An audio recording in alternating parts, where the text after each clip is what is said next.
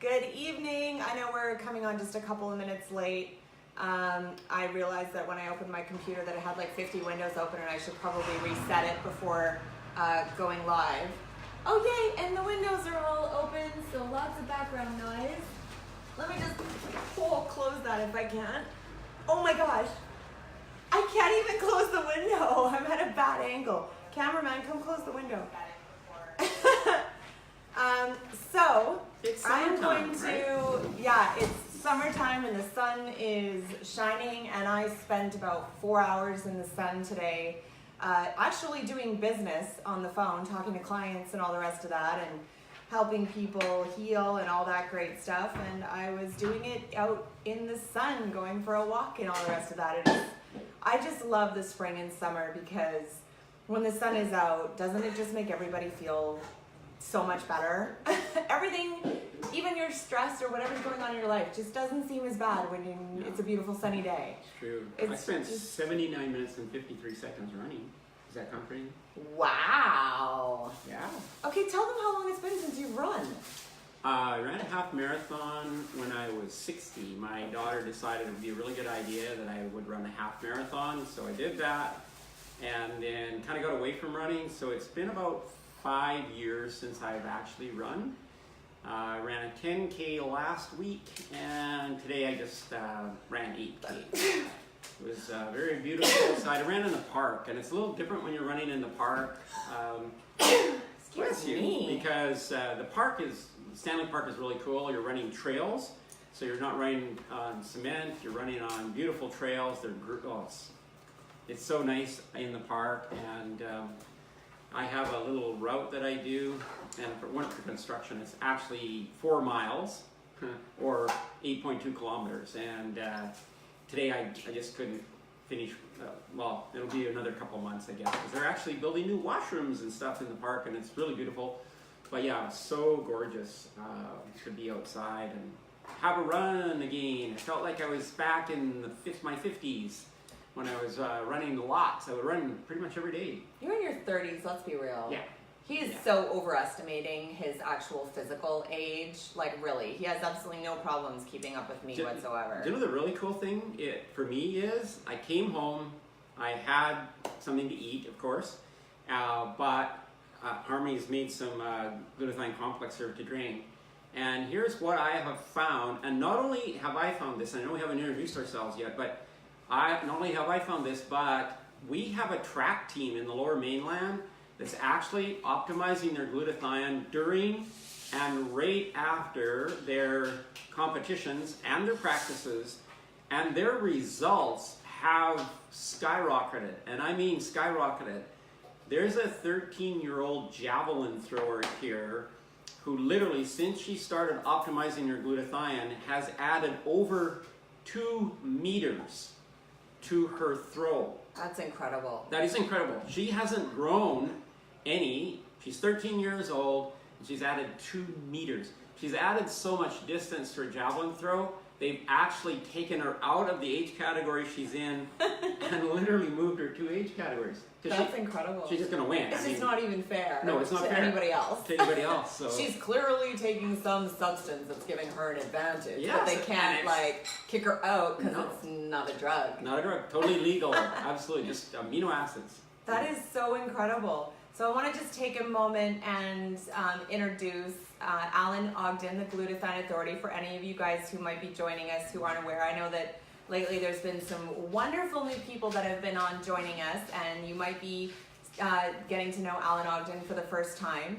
He is a pharmacologist, which means that he understands how to take plants from my backyard and turn it into medicine for me. Maybe not from my backyard, but from nature.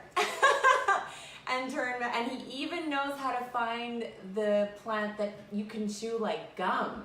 Yeah. Which is really, really cool. Today. Did you see? I don't even know. He has to show me which one that is because I don't even know. So that's really cool.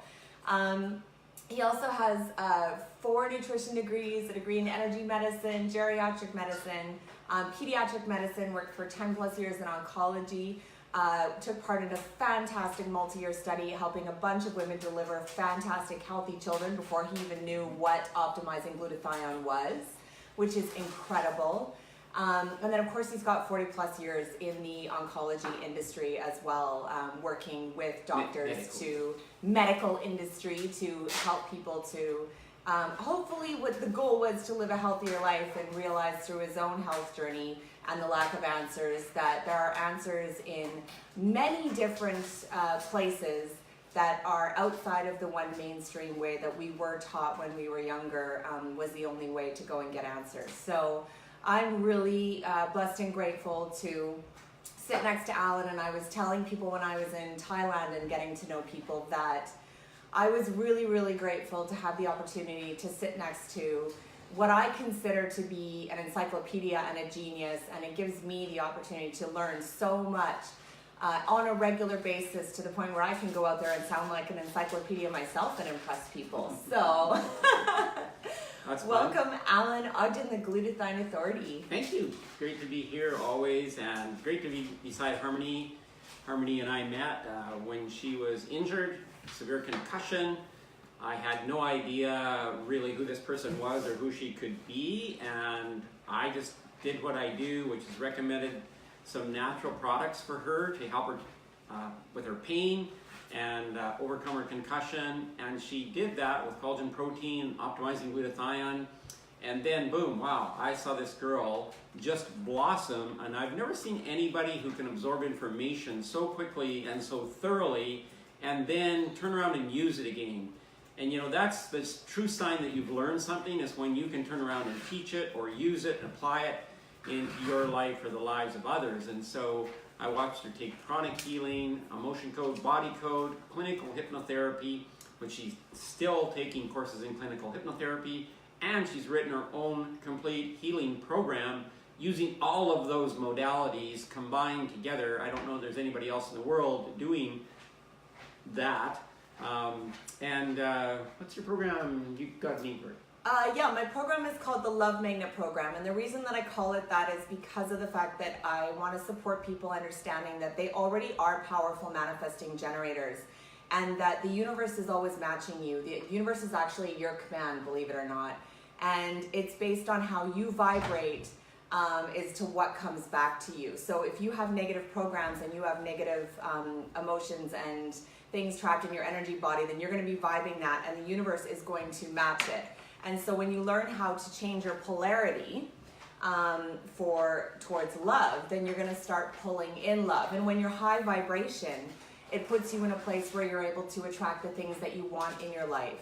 And I found for myself that when I did the work and I learned how to vibe love, to be love, that I actually created a world of love. And I'm surrounded by so many wonderful people who love me and support me, including Alan.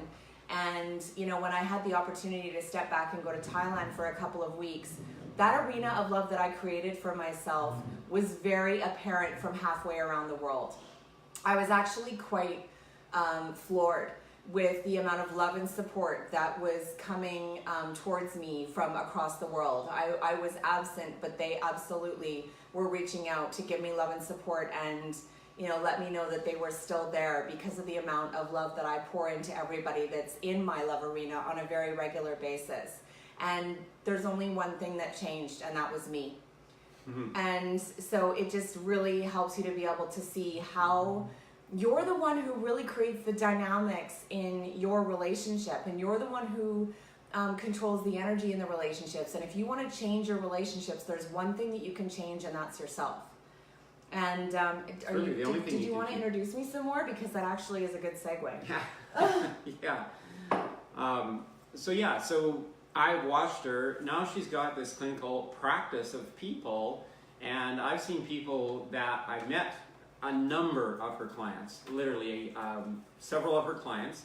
I've seen them when they first come to Harmony, and then I see them as they go through the program, and as they kind of sort of get a grip on this idea, and that's what we're talking about tonight, is that really the only person in life you can control and change is you. And sometimes you just need permission. You need somebody to be with you and talk you through a process. So just so you know, clinical hypnotherapy is not like entertainment hypnotherapy or comedic hypnotherapy, where somebody is taking people and making them do things kind of that they wouldn't normally do. I remember the last time I went to Ravine, he's still actually doing shows. I can't believe it all after all these years. He must be 300 years old. But you know, he would hypnotize people in the crowd, and then he would have them doing all sorts of stuff to humor the crowd. And I know there's people that really, that their impression of hypnotherapy is this altered state of awareness where somebody can get into their mind and have them do stuff that they don't want to do. That is completely erroneous when it comes to the Harmony's program. She is allowing you to access information that is stored in your mind and in your body, and then you make the decisions. You're fully conscious at all the time, and you make the decisions about that. And it's really interesting when you get a picture of something like a bad relationship. For instance, I'm just going to give that as an example. So I have a sibling. Actually, I have 3 siblings. And but one of my siblings left home really early. I was 15 years old. All my siblings left. They're all older than me, so they all left home before me. But he left when I was 15, and under just really some difficult circumstances that I never understood as a 15-year-old. But he didn't speak to me for about 20 years, 25 years, something like that. And so I always just felt, well, he's just angry at me. I don't know why. But as I was going through Harmony's program, I began to understand the role that I played in that as well. And here's the interesting thing. I didn't talk to him. I didn't email him. I didn't reach out really in any way, shape, or form, except one time we were doing a program and I sent him a card from that program. But other than that, I didn't really do it. And at that time when I sent the card, I didn't have a real picture of what had gone on in the relationship. I changed my whole perception of that relationship and how that had all come about, why he would take his anger out of me, why he would beat me up, why he would do the things that he did to me. And I got a real clear picture of the role I played in that, and I changed me. And lo and behold, just a few weeks after that, he phoned me on the phone, live on the phone, and we had a conversation. We're very open. We've had several conversations since then. We found out we have an amazing amount of things in common. Our journey, even though we haven't spoken for those years, our journey has been incredibly similar in the books that we've read, the things that we've studied, the conclusions that we've come to. And then his wife, he has 2 wives, his first wife was out here just recently. She called Dawn and I up. Now this is somebody that we literally really didn't have anything to do with at all. That relationship was outside of my home. But because I cleared my complete relationship with that sibling, lo and behold, this lady calls us. We had a fantastic afternoon together. It was just beautiful. And here she's taking emotion code, body code, right? All those things we talked about. Oh yeah, you told me about her. Yeah, and so what an amazing thing. So it was me that changed. So if you're one of those people out there tonight wondering, how am I going to get so-and-so to change? How am I going to get this to change? And I know this is Harmony's domain, and I'm going to let her loose on this in a minute. But this is my personal experience that I'm talking about, where I changed me and my view of something, and that complete relation, not only that relationship, but relationships attached to that relationship have completely changed. Didn't do anything except change me. So really cool. So I wanted to just talk about how our relationships can affect us mentally and physically, because I have had the experience of Andrew said let Harmony loose to share. My experience in my in my history has been having parents that have a very toxic, unhealthy, abusive relationship. My mother was very abusive. Yes. She was abused throughout her childhood, and then she continued the cycle by abusing her husband for their whole marriage, and they're still together. And my father is depressed and suicidal, and so he's in this relationship where he has absolutely no sense of self, and the only way that he can see a way out is to try to kill himself. That's literally the only way he can see a way out. Isn't that amazing? Yeah.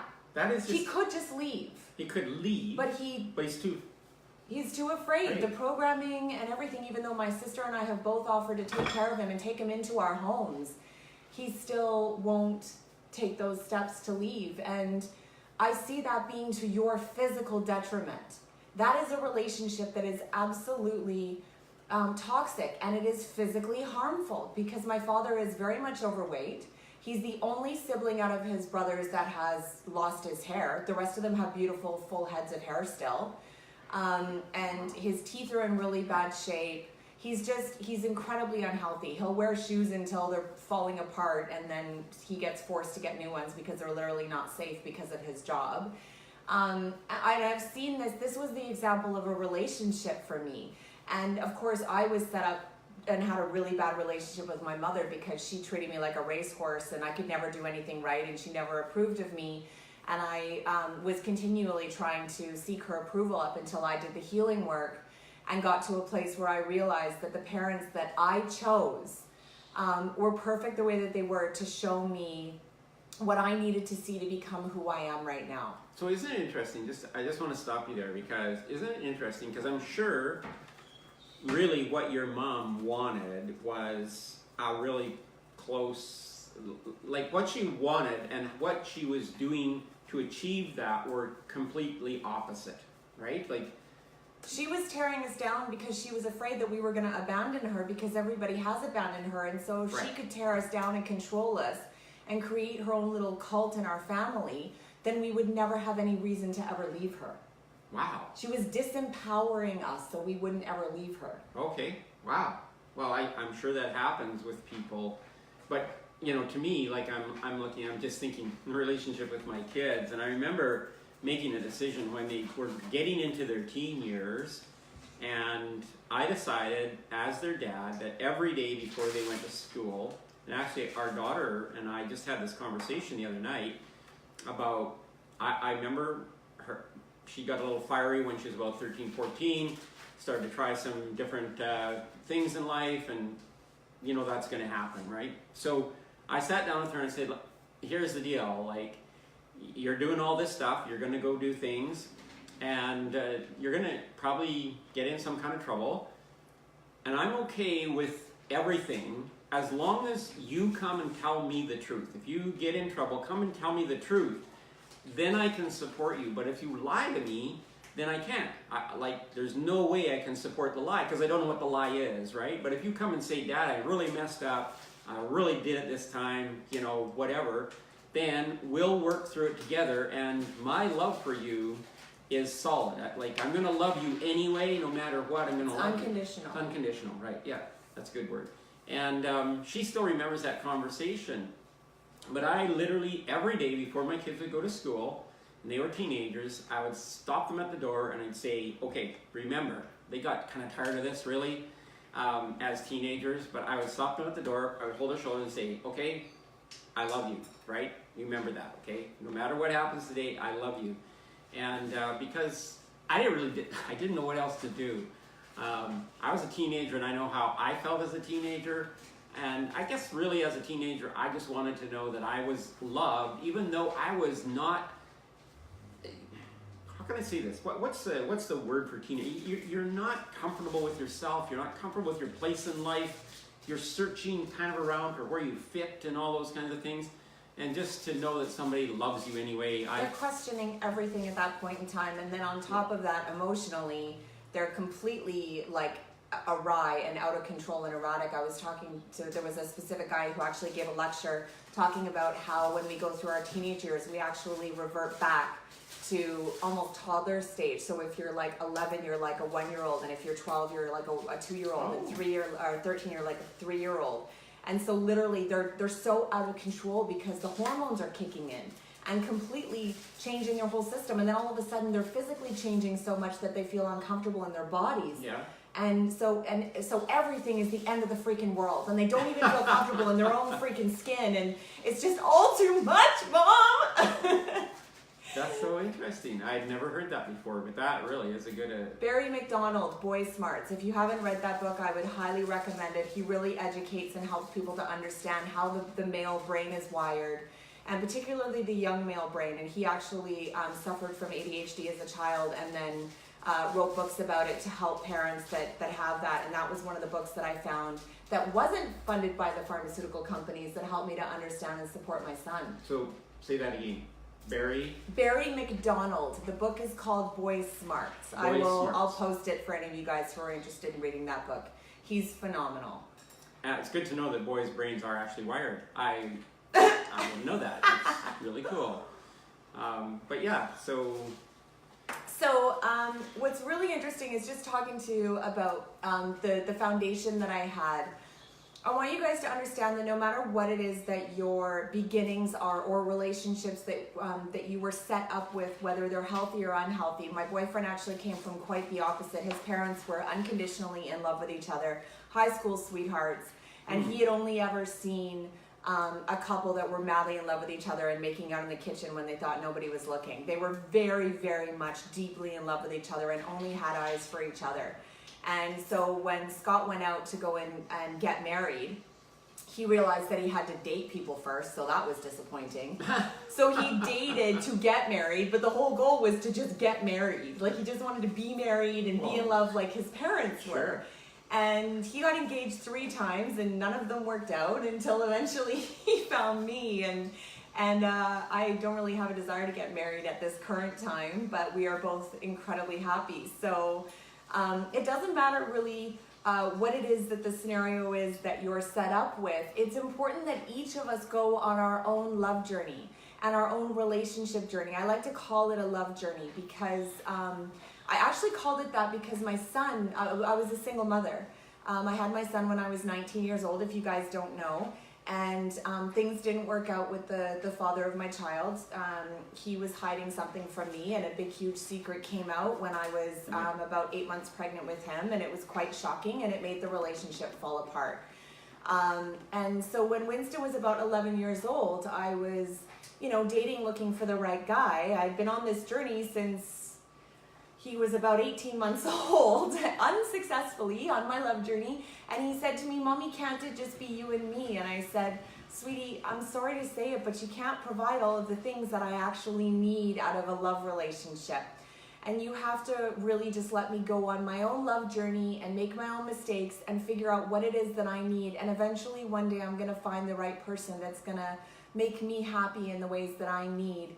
And hopefully it'll work for you as well. But this is my love journey and you have to respect it." Now my son's 19 years old and he's on his own love journey, and he's fumbling around and he's meeting different people, some of which I'm fine with and some of which I'm not fine with. But I respect his love journey as well and what he's learning through each person that he is dating. And he has the emotional intelligence because I've taught him to come to the treatment room with me when he has challenges in the relationship, and to even point his love partners into the treatment room with me as well. I've done healing work with a couple of his partners up until this point. But one of the things that's really, really interesting is I noticed when I was out of town and I was talking to people and seeing all these different relationships, it became so incredibly clear to me how people were allowing themselves to live in situations of misery.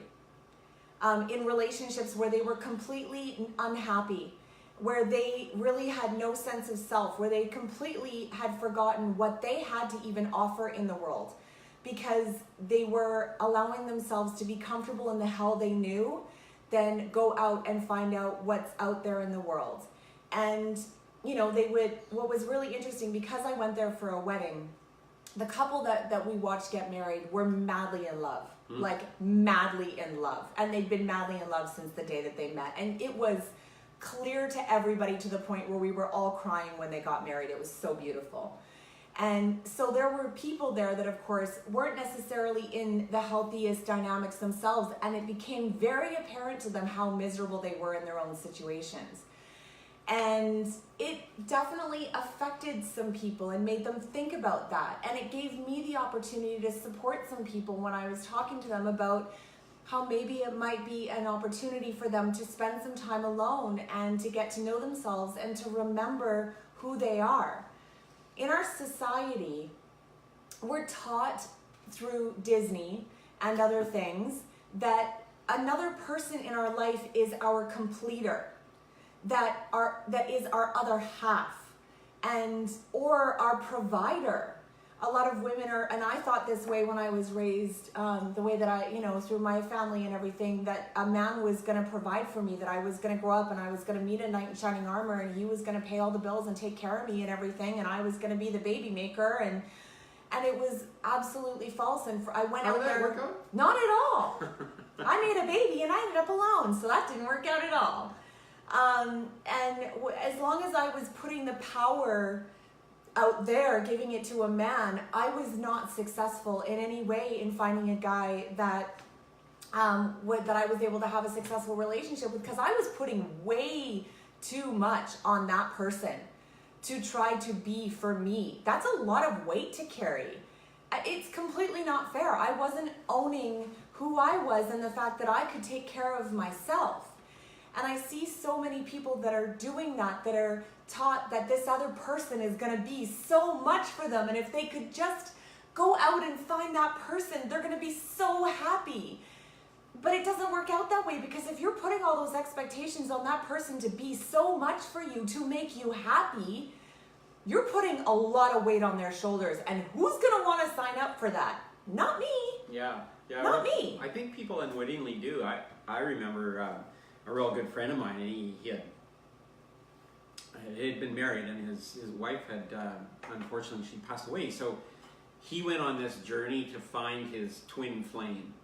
Oh, yes, twin flames. I'm aware of that. Okay, yeah. so twin flame. So For any of you guys who don't know what a twin flame is, there's a spiritual practice that believes that essentially once upon a time, you guys were essentially one half of a soul, and that you guys are actually separated. So you are literally two halves of one, and you get separated, which is why they call it a twin flame. Imagine a candle that's been cut in the middle and the wick has been cut in the middle. So you are, when you come together, complete. So literally, people who believe in twin flames believe that other half is your completer and makes you whole. Well, so as time went on, he met this gal, and then he introduced me to her, and he was so excited. He started a website on twin flame ideology. Yep. If that's the word. Yep.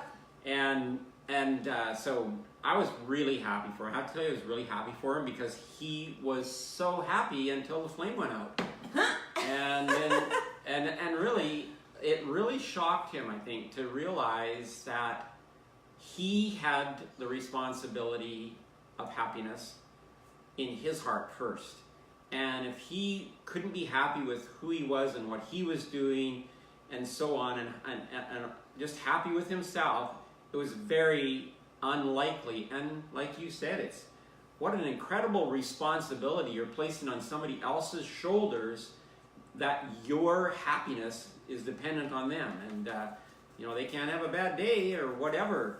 And it reminds me of a saying, Abe Lincoln, one of Abe Lincoln's sayings, "You're about as happy as you make up your mind to be."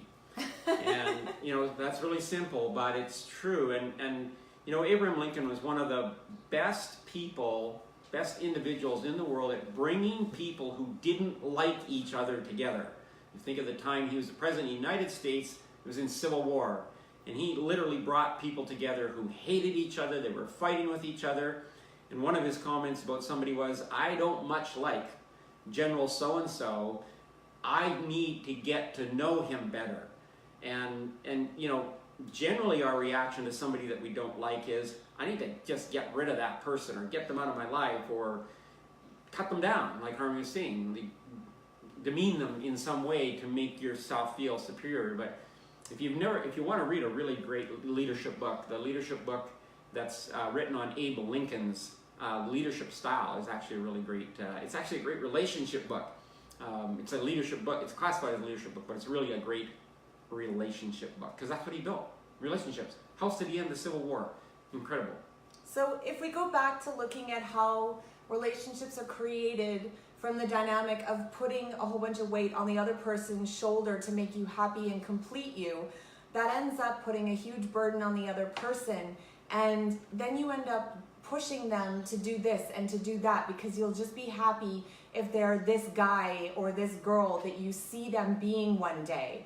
and you're not happy unless you see them doing those things that make you happy. Or, you know, you're the kind of a person that's decided that you need the romance and the flowers, and you need all of them to do all of these things and show their love to you, or you don't feel loved. Well, then you're putting all this pressure on them to create and do all of these love actions, even when it's not genuine for them and they don't feel that way. And so they're feeling pressured and forced to do it all the time, to the point where they're like, well, what's the freaking point? I'm just a performing robot. I'm just your monkey. Like, I'm not here to just put on a show for you. I would much rather feel in love with you and then show it when I'm actually feeling that way. And a lot of the dynamics that I see in relationships with each other when I'm working with clients, hi Kim, thanks for joining us, is they're looking to the other person to be happy or to make them happy. And so they're like, well, if he would just do this, then I would feel so much better about myself. And if he would just get a better paying job, then we would have security and we could do this. And if she would just, you know, do this, then it would be totally fine. And it's always he, she, or he did this, so I'm miserable. And she did this, so I'm miserable. And it's always the other person. And when you're living life that way, you are always going to be dissatisfied with the results, because your partner is not your performing monkey. They are a human with free agency. And you have absolutely no right to expect anything from your partner at all, ever. I know that sounds harsh, but it is true. Yeah. So I want to just go over what a much healthier relationship actually looks like. And this might be a completely new thing for you guys. Can I interject one thing before you get there? I'm going to say hi to Rick Magoo really quick, and then yes. Okay, so I live downtown Vancouver, and right now it's cruise season. So the first cruise ships came this past weekend. They're expecting over 1 million people to embark and disembark this cruise season in Vancouver. I love cruise season. I just love it. I love to see the cruise boats. I love the fact that people are coming to our city. They're happy because they're going on vacation. They're usually quite happy and a lot fatter when they get back from their cruise. And, you know, they're in Vancouver for a couple of days, and then they're back to Europe or the UK or wherever it is they came from. We see people from all over the world. But I just want to say this. In walking amongst people, invariably, if I overhear a conversation, it's about, so let's pretend Harmony and I are walking down the street and we're having a conversation. Invariably, that conversation involves somebody saying, yeah, but that person should do this or should do that, or should be this way or should be that way, or shouldn't be this way or shouldn't be that way. Always they're talking, like almost always they're talking about another individual. And if that person would just change, or if that situation would just change, right from, you know, government, if it doesn't matter, all sorts of people. But I've just noticed how many people spend time and energy in that direction rather than in themselves. Yeah, because when you're looking to an outside source to be your completer, you're never going to be happy. Because any attention, love, acknowledgement, validation that you get is fleeting. It doesn't last long, because you have to be the one to fill the void yourself. You have to love yourself first and fill that bucket. And then when other people give you compliments and everything, it's just a compliment, not a completer. That's the way that it is meant to be. If you look at our lives, we are born in the very beginning helpless and useless. Yeah. And we are forced to look to an outside source for happiness. There's a reason. It's a hint. It's actually a hint for the future when we get older and we start to do the work. So literally, for our own survival, we have to look to our parents to feed us, to love us, to pick us up, to change our diapers and all the rest of that stuff, or we will die. We will literally die. So, and if you think about it, if you look in the animal kingdom, humans are literally the most useless creatures in the very beginning when they're first born. Right? Most they animals can't do anything. Can get up and walk, can climb trees, can go forage, can find food, can fly, can whatever at the very beginning of their lives, because they have to for survival. Yeah. We, however, are completely useless. And the reason that is because we are such high conscious beings that we have to have that as a part of our journey to understand that as we get to that point where we get called to do the work, which usually happens in our 30s. So as Alan was talking about, when you're in your teens, that's when the hormones and the emotions and the development and the physicality is changing and everything is chaos. So there's no sense, no logic or anything present at that point in time, but you're questioning everything, including the existence of yourself. Yeah. Then you get into your 20s and things start to calm down a little bit because the logical part of the brain kicks into play. So then you've got logic on your side, which helps. And then you start to lose that part of you that starts to think you're invincible, so you calm down a little bit. And then you're putting yourself out there in the world, trying to figure out, who's my tribe? What should I be doing on this planet? And so what everybody gives to you matters. What everybody says about you, their opinions and stuff matters. There's a reason for that, because people mirror us and help us grow. And then we find our tribe hopefully around that time. And then when you get into your 30s, the energy starts to go inwards. And that's when you start to be like, there's certain things about my life that aren't working for me. I'm feeling unhappy about this. I don't really like my job so much, or my friends are really selfish, or I don't really like my relationship. I think I'm going to change things up. And then all of a sudden people start to complain about their lives. Now, when you get to that stage of your life where you're starting to complain about things, you've got two choices. You can continue to complain and sit on the nail, or you can jump out of the refining fire, because there's only one person that can do it, and that's you, and learn the lessons and do the healing work. I'm not here to tell you what that looks like, because there are many healers. Be it a psychologist, psychiatrist, counselor, energy healer, hypnotherapist, it doesn't matter to me. What matters to me is that you find somebody that helps you to flow the energy and get the answers, so that you can learn why you're here in the first place. Now, when I go back to when you were born, you're born helpless and powerless and looking to an outside source, because you're actually meant to see that what you need to do is look inwards, and that you actually don't need anybody but yourself when you're in your adulthood to fill that void of love, to nurture yourself, to nourish yourself, to give yourself safety, security, a sense of self-worth, self-love, to fill your belly. It is all on you. And when somebody triggers you and creates emotion and everything, most people are usually going, he did, she did, blah, blah, blah, like Alan was saying, if he would just, if she would just. But that's actually it's actually our perfect button pushers that are making us think that. Mm-hmm. Anytime you have an emotion about anything, you actually want to turn it inwards and realize that it's actually you, and you want to go and source that and clear it, because it has everything to do with you. Nobody can make you feel anything. Actually, a friend of mine used to say, if I spit on you and you get mad, who made you mad? Right? You made yourself mad. Yeah. Because all he did was make you wet. That's what he did. With saliva, which isn't as pleasant as a nice day on the beach in the ocean, but no, still. But yeah, his point was, right, like, that was his point. Like, yeah. If you have the ability to just stop for a microsecond and assess what's going on and go, okay, well, that wasn't really nice, but I can choose how I react to that.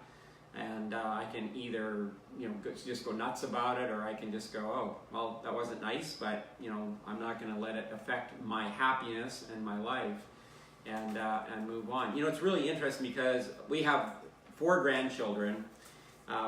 The oldest is 9, and then there's 2 5-year-olds, and then there's he's going to be 2 in June.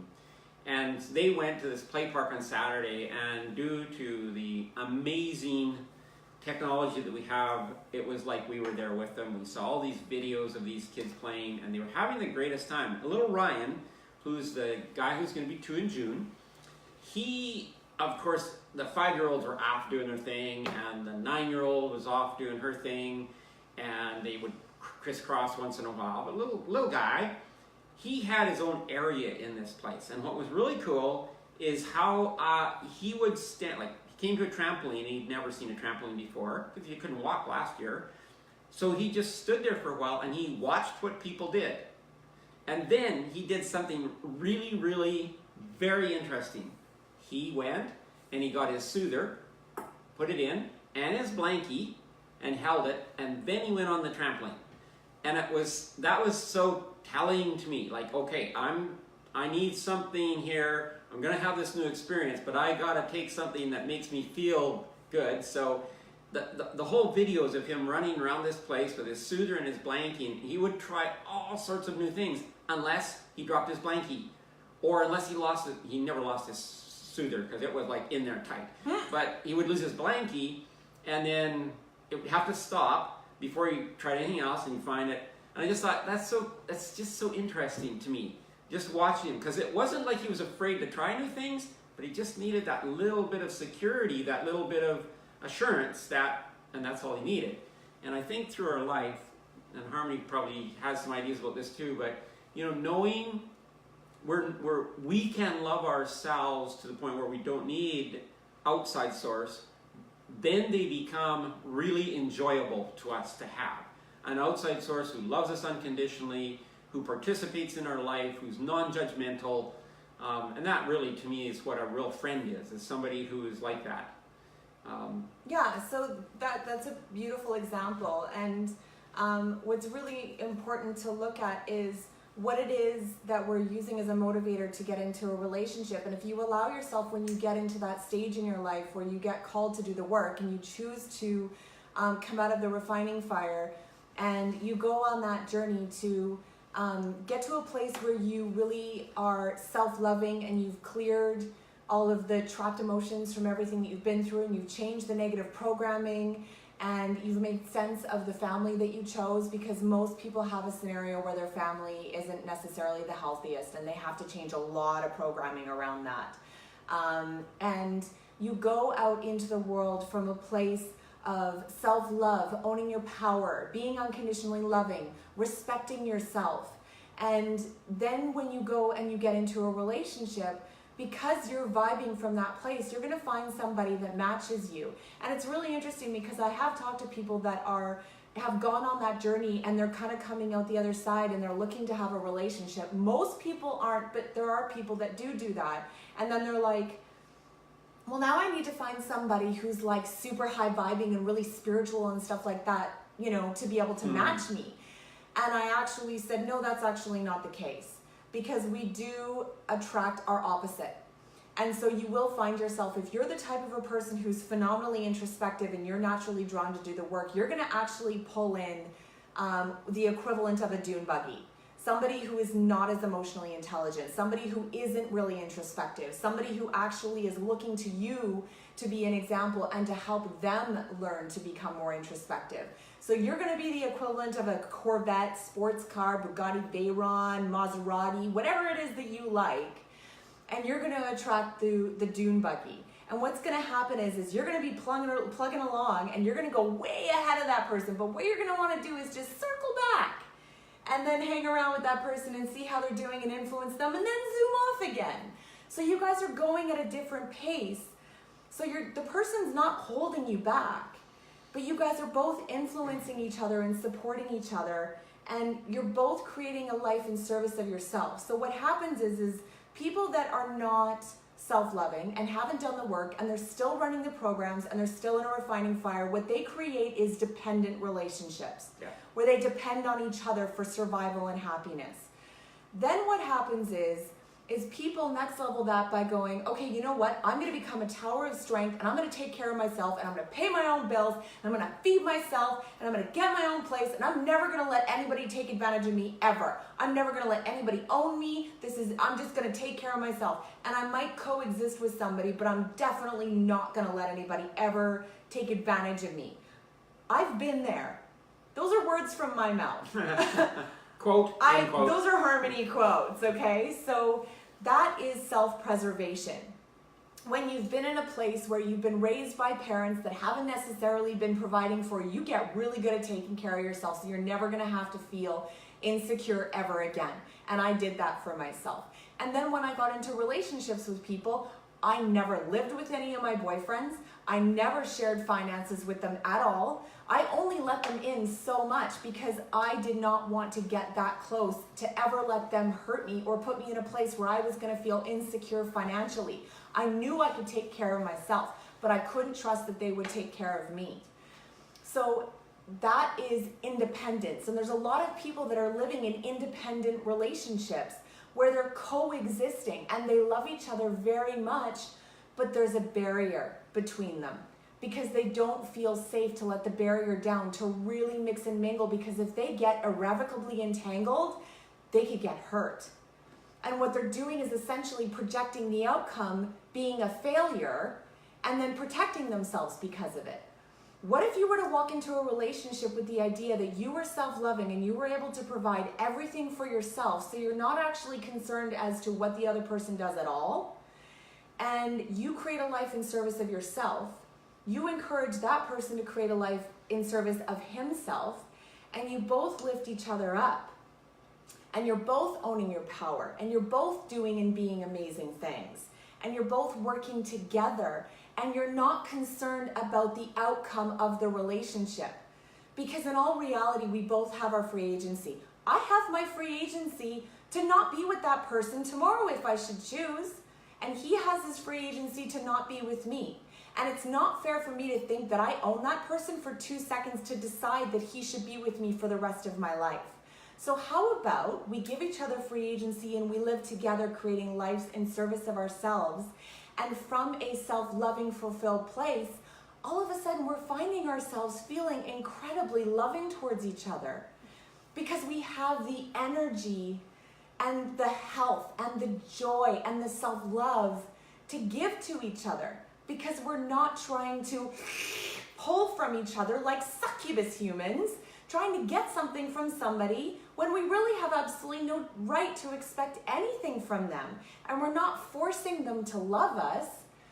We're loving ourselves, and we're giving them the freedom to grow and develop themselves. And as they become more self-loving and more confident, and they develop more hobbies and get into doing more wonderful things, they find themselves being happier and wanting to love you more, because all of a sudden they're so full of bliss and joy.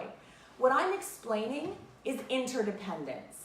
There's a big difference between independence, being strong and powerful and being able to pay your bills and go on vacations on yourself or by yourself and buy yourself a nice car and have success and all the rest of that, and then actually having all of that, but doing it together and supporting each other, not being concerned about the outcome, because nobody can predict the outcome of two people coming together and deciding to merge lives.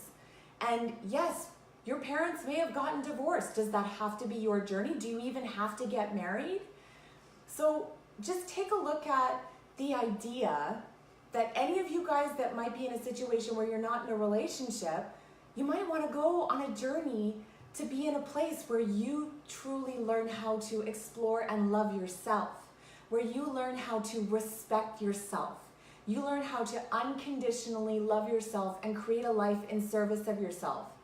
What's really interesting is it's not just in relationships, like romantic relationships, that this exists, but it's also in friendships.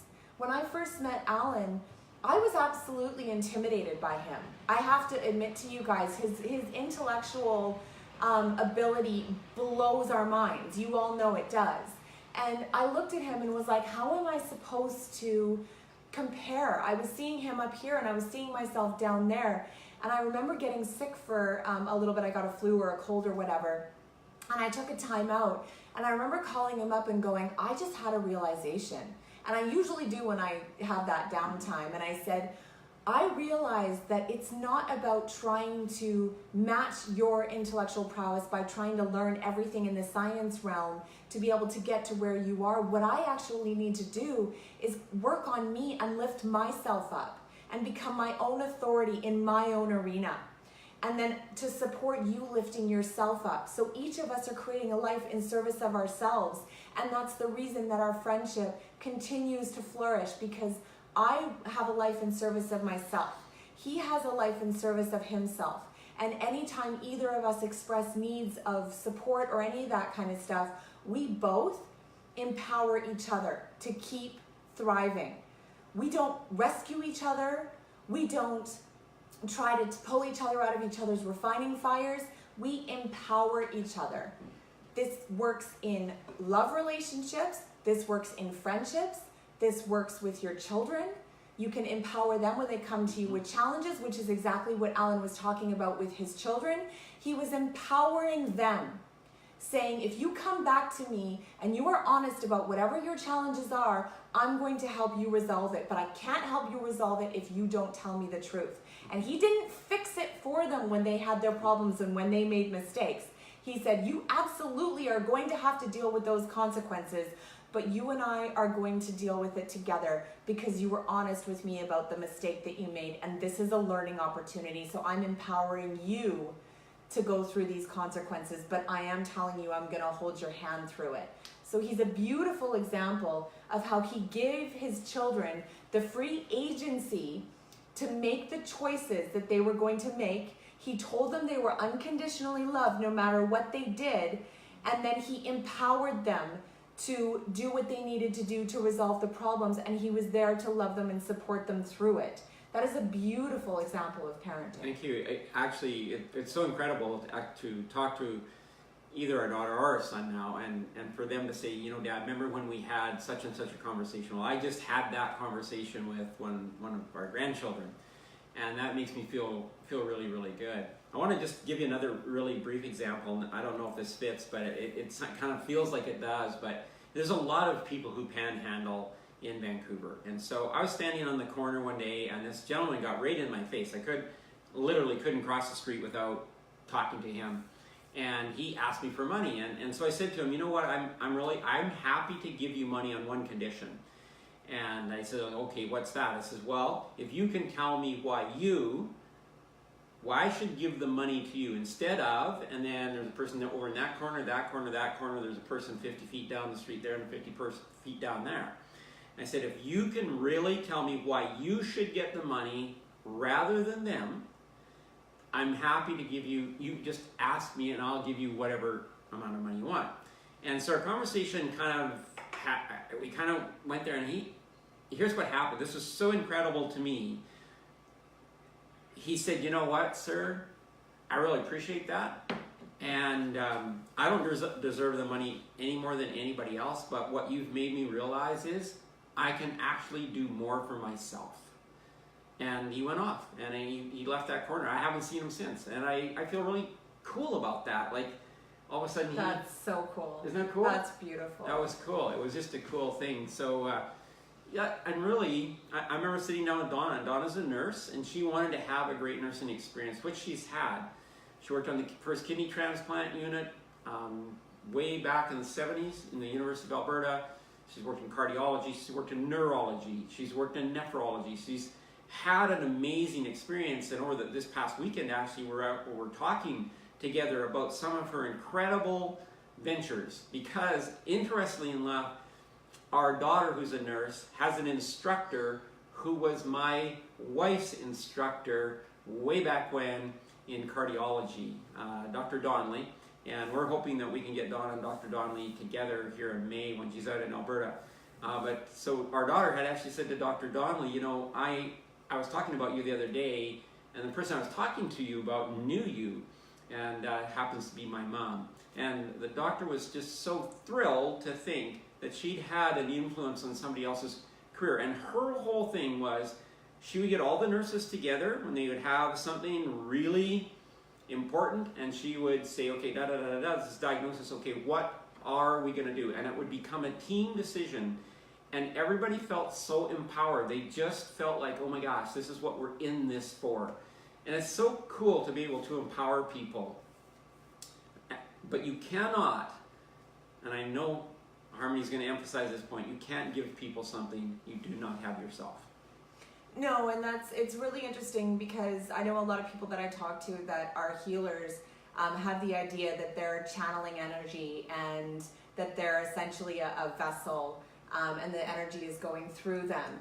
And, you know, women in general that are married with children are healers, and they're doing the same thing themselves. And the reason that women get adrenal fatigue and they get exhausted and drained and get sick and everything is because they're constantly doing everything they can to build up their energy, and then they're just giving it all to their whole family. And one of the things that I learned on my journey to become an energy healer and on my own healing journey was that the secret to health and longevity is actually not to be a channel or a vessel or a funnel or any of that, and not to give the energy. It's actually to pull the energy into your own energy body and to vibe it, allowing the people that are in your energy or in your space to partake of that when they are in your space. When they leave it, they don't get to take anything with them. You are vibing it, it is yours. You're not giving anything. I explain this to clients. We have a inner aura, and your inner aura goes out about that far, right? It goes out about like far enough that when people come into your personal space, you call it, all of a sudden you're feeling infringed. That's your inner aura. That's your protective space. That's the space that's supposed to essentially protect you from the things on the outside. So when somebody's coming into your space and they've got dirty energy or they're feeling nasty, all of a sudden you're like, ooh, that's not good. Then you have what's called your outer aura. Now the outer aura can go out many, many, many feet. And you can extend it, which is really, and contract it once you learn how to control it. That is the aspect of your energy that's mixing and mingling with the rest of the world. Now, when you learn how to turn that aspect of your energy into a love arena and you charge it with love and you allow the people that are in your space, so Alan's in my space right now, he is bathing in my love arena. He's also in my personal space, but I've allowed him that. We have that relationship.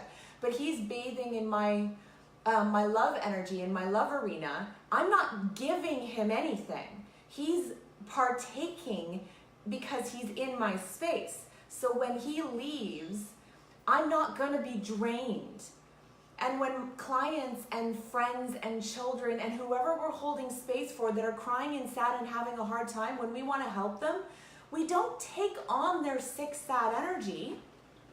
You hold space for them and love them and carry them, and you tell them to chuck that energy out the window. You don't need to interact with it at all. And then you allow them to partake of your love energy, and then they go on and they charge themselves and then they go do their thing. So that's the big difference. I used to do this all the time. I would, give, get sick for a month. Give, get sick for a month. That was my routine because I didn't know how to just vibe.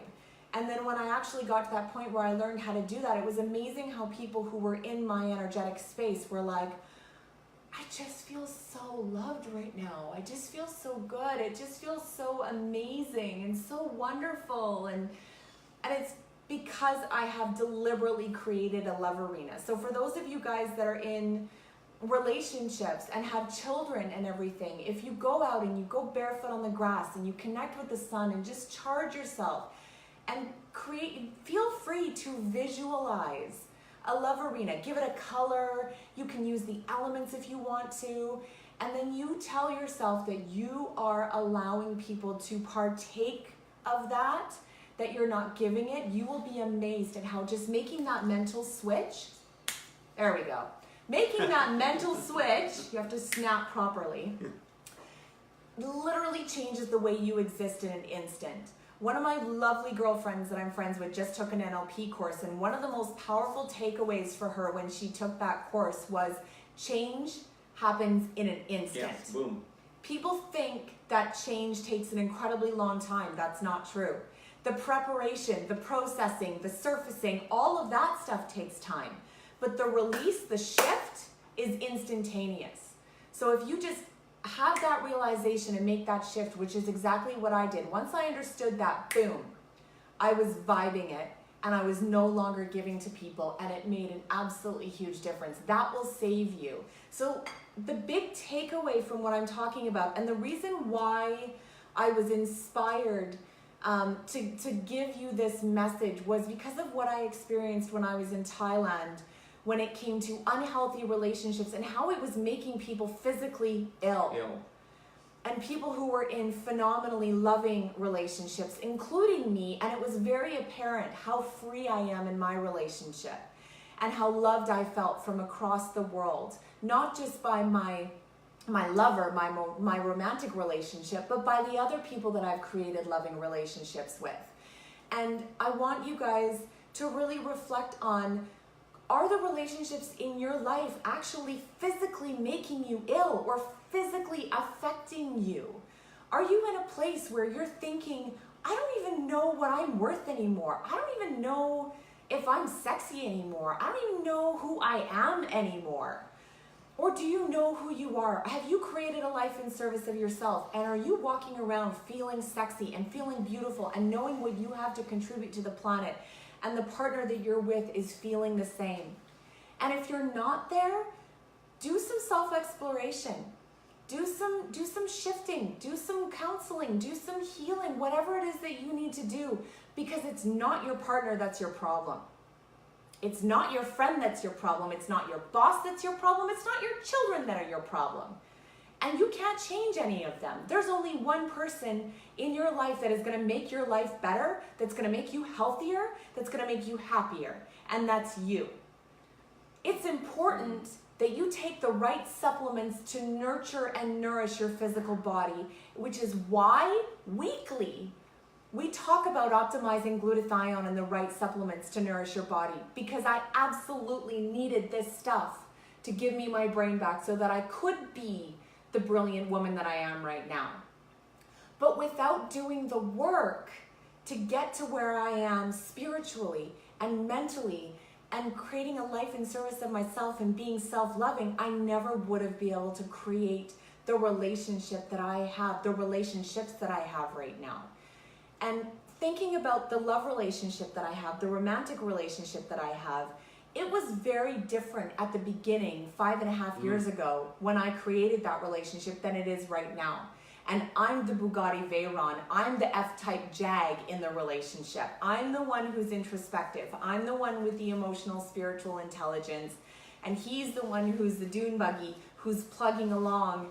And I'm leading the way in the relationship. And it's really important for you guys to realize which one of you are in that dynamic. Because if you realize you're the sports car, it's time for you to get introspective so you can lead the way for your relationship. And my partner grows by proxy. And because I created a life in service of myself, my partner all of a sudden out of nowhere started to dive into his hobbies and started to create interest and started to feel happier with himself and started to be more loving towards me. And everything changed, but it had nothing to do with anything I ever told him to do. Right. Yeah, I mean, you watched that happen. Absolutely. It had everything to do with the healing work that I was doing in myself. And then it reflected in him, and it has changed our relationship to the point where both of us have these incredible lives. He's successful financially. He's got an amazing job. He's got all these hobbies. He's an amazing, interesting, multifaceted person, because I've gone and done exactly that, and he's matching me. It's so beautiful. And I think the thing I'd like to just contribute as we kind of close here is, you know, a lot of people that I talk to are in relationships where they're wondering who they are and who they should be, and I just want to reach out and say, start the change here. Just start here, and your world will change. There's not even a question about it.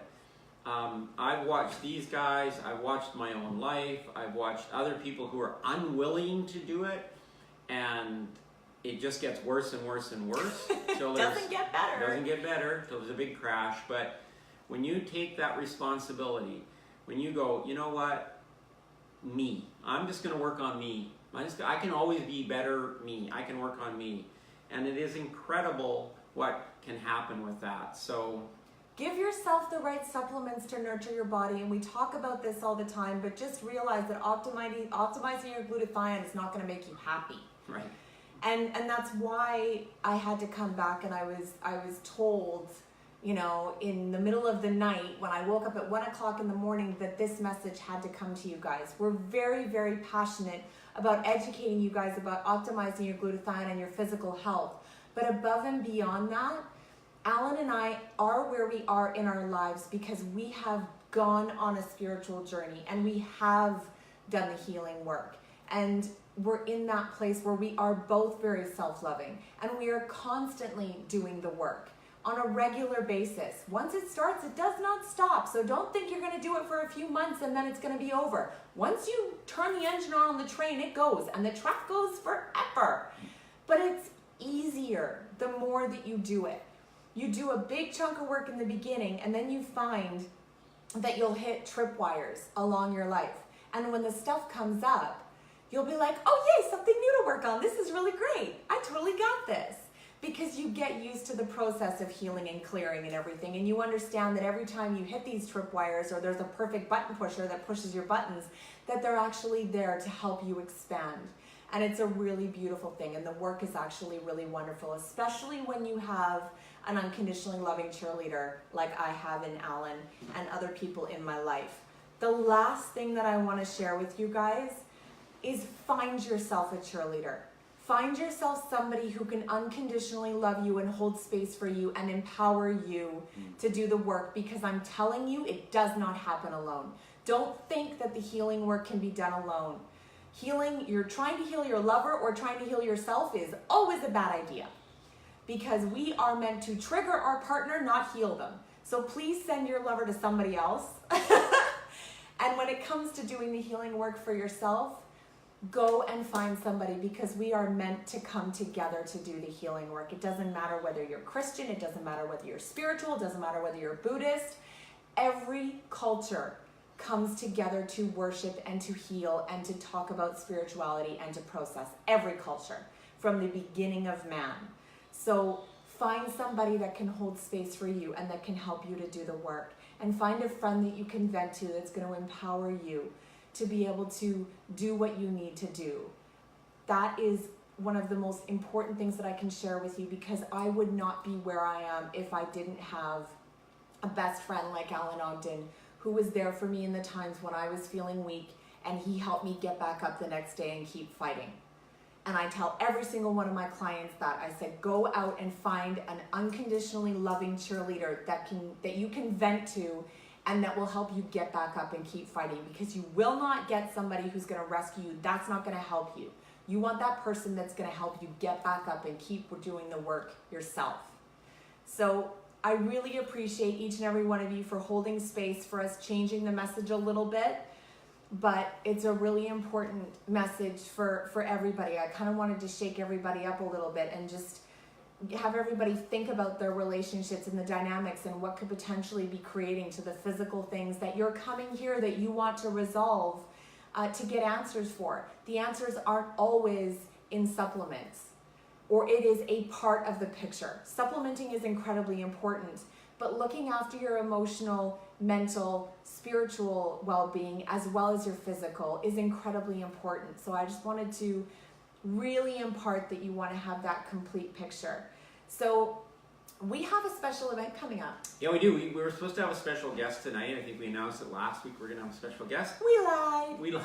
Well, no, he actually had offered to be a soccer coach, not expecting at all that he would get chosen, and he got chosen to coach his son's soccer team. He's very excited about that, and their first practice was tonight. Their orientation, coaching orientation set was tonight. So we are going to be back here on Thursday, this week Thursday, with our very, very, very, very special guest. You will love who is going to be on. You'll see a poster for it. We're not going to tell you. You can look for the poster. You're going to love him. He's a great, great individual. So I also just had a conversation with another amazing expert in his field that has agreed to come on to our live event in the next couple of weeks. So there's going to be some announcement as soon as I have a confirmation on that.